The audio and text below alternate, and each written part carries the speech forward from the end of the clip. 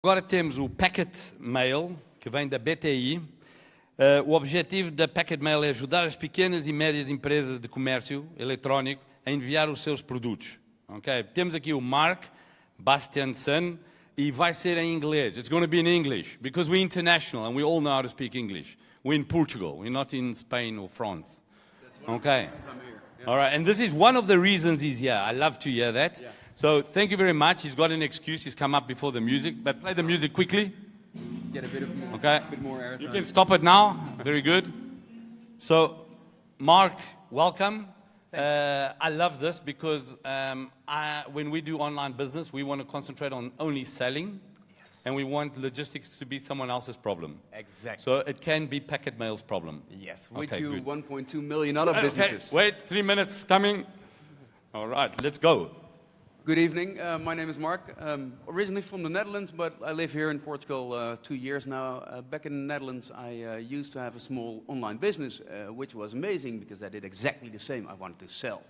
But what happens when you sell stuff? You have to get it to your customer, and that's where the problems start. It's a lot of manual labor, it's very complex. All the companies that actually ship it, they sell you the same, but prices are different, product service levels are different. You don't know what to do, and at the end of the day, it's the only moment and the only company that is responsible for handing over your product to your customer. And I had so much problems with that process, and I said, why don't we tackle that? And that's exactly what we did. We start developing software which directly integrates into all kind of online sales channels.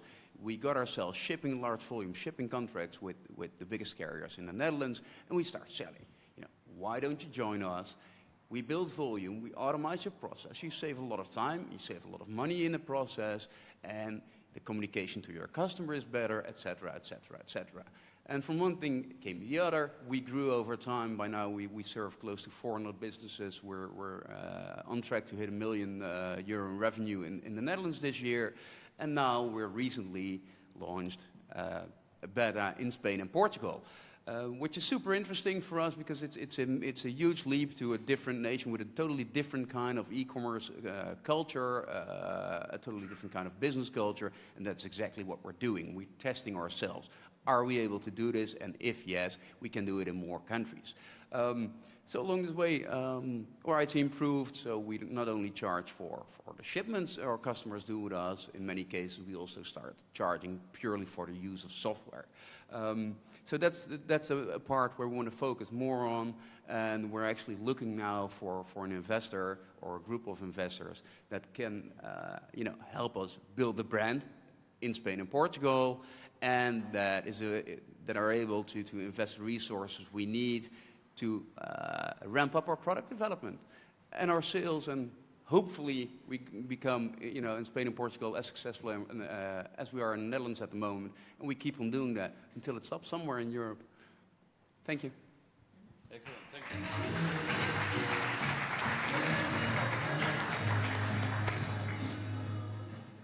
Mark, thank you very much. I think today, even if you don't get investors, I think you're going to get clients, online businesses that are going to come talk to you because it really is a headache. I think you'll definitely get clients, if not the money. But back to money, let's go to Isabel. Oh, hello. Hi. What are you really looking for? Money, of course. Okay. Money is always needed. How much? No, we're saying we're very capital efficient. Last year we took on a small investment of 80,000 euros, and we grew close to 300% based on that. Right now we're looking at somewhere around 250, and 70 of that is already committed by other investors. Okay. How will you do the logistics of all these clients? We don't. There are amazing companies in this world. They're called UPS, DHL, Chronopost, CTT, name them all. And they invested billions and billions in building this infrastructure. What they didn't do is build an interface. They built the logistics, but not the way how e-commerce talks to logistics. And that's what we do. Okay. Good. So congratulations on seeing that gap of software between the big guys and the small guys. And my question is, why it's so difficult to bring the software into Spain and Portugal, because, well, the global players are the same, the platforms of e-commerce are the same, the language is, well, compared to Dutch, is pretty different, but it's almost the same. So why is it so difficult to ramp up the platform in Iberia on a problem that on the software basis is actually the same? You're absolutely right, but there's one little thing. The software is the same, the e-commerce platforms are the same, but the big carriers of this world still operate on a national basis. And what takes a long, long time in many cases is getting those agreements, those partnerships. But agreements is not software.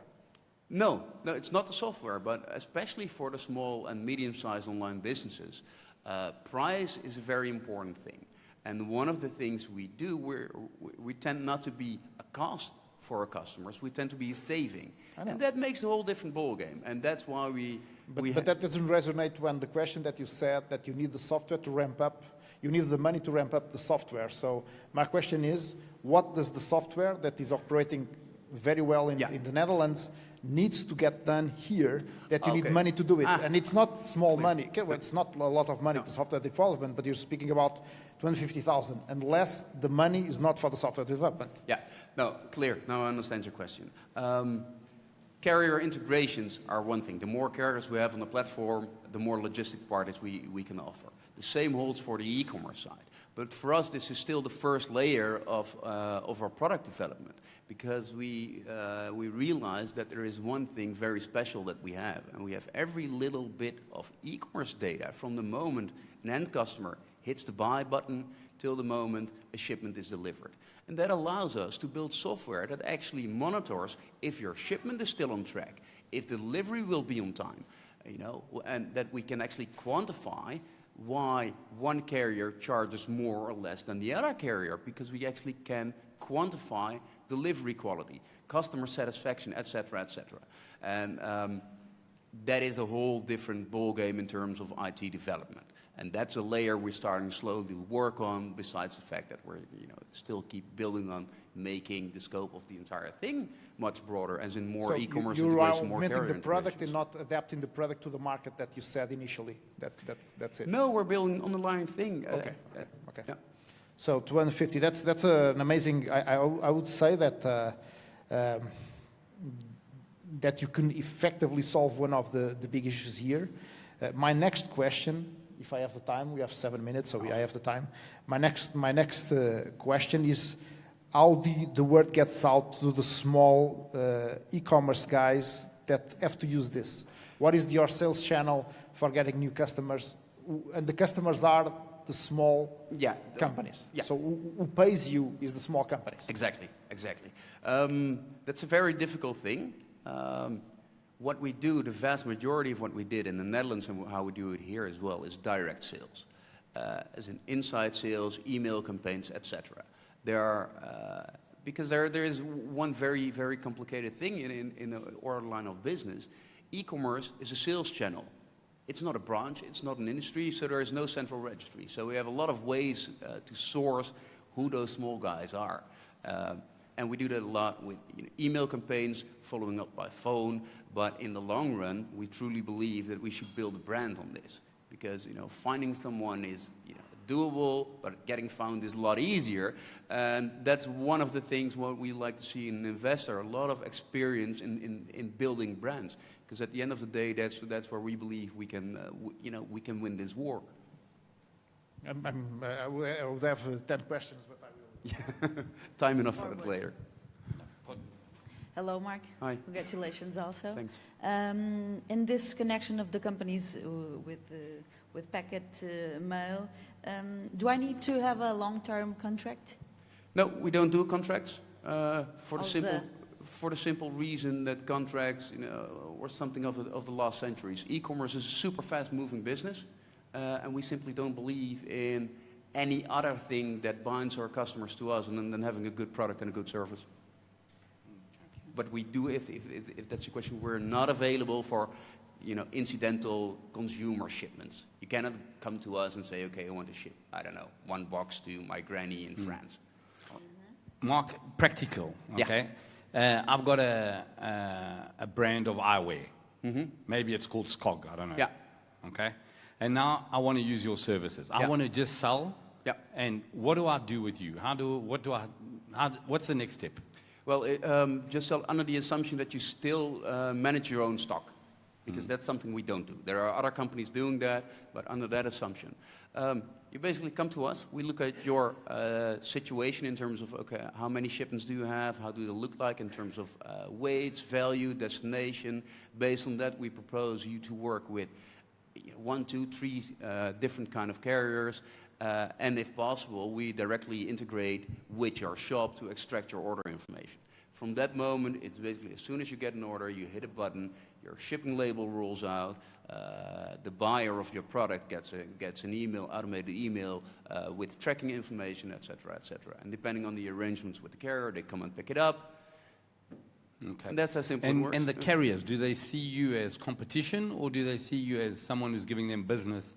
Because you're working independently, so you're Yes. supposed to choose the best one, correct? That's super interesting. There are a couple of dimensions there. First, start with best one. It's super subjective. If you ship a pair of socks, then the best one is probably the cheapest one. If you ship a 10,000 euro watch, probably the best one is not the cheapest one, but the most reliable one. So best is highly debatable, and that's one of the things where we help our customers. From the supply side, it really depends on the market. In the Netherlands, which is, in terms of e-commerce, way more developed, we do see some friction from carriers basically saying, come on dudes, you're walking away with our money. Which is a very sensible thing until the moment where they start realizing that we're actually doing something in the middle that they don't understand. And, being in there for a couple of years, we see more and more shipping companies actually realizing that value. And it will always be a partnership with some friction. Yeah. Okay. In Portugal, are you ready to do business, or are you still doing alignments and agreements? Or are you ready to start if someone contacts you tonight? Can you do business? What I would say, we're ready to go, but be a bit patient because there might be some tiny things. We're basically wrapping it up. We're testing live. Because that's really important. Yeah. An online business doesn't want extra headaches. No. Like I said, for us, if you can concentrate on sales, Yeah. And someone else handles the logistics, Totally it's a big understandable. benefit. Totally On your understandable. side, I would also like to know, looking at now the investor side of it, what's your growth and what's your strengths in sales? Have you got sales guys being active and really targeting? Because 400 in the Netherlands isn't a huge number, because like you said, e-commerce No, it's is a lot more advanced. 1% in terms of 1% market share in terms of e-commerce business, 1 to 1.5. And we do that actually with a super small team. We're until a couple of months ago when we start hiring 2 people for Spain and Portugal, we were basically with 4 people. It's me and my co-founder, 1 engineer, and 1 person full-time on sales in the Netherlands. So it's super capital efficient. Good. What I like about the business, it came about because you had a problem. What was your business online? What were you selling? I sold it's a very niche product, super high-end fly fishing reels, specific kind of sport fishing. You sell 10 of those things, but it costs 700 euros. All right, excellent. And you had problems delivering those super high? Yeah, it was horrible because you have to do imports from countries like Iceland and then ship it over to Poland and all that kind of weird stuff. Excellent.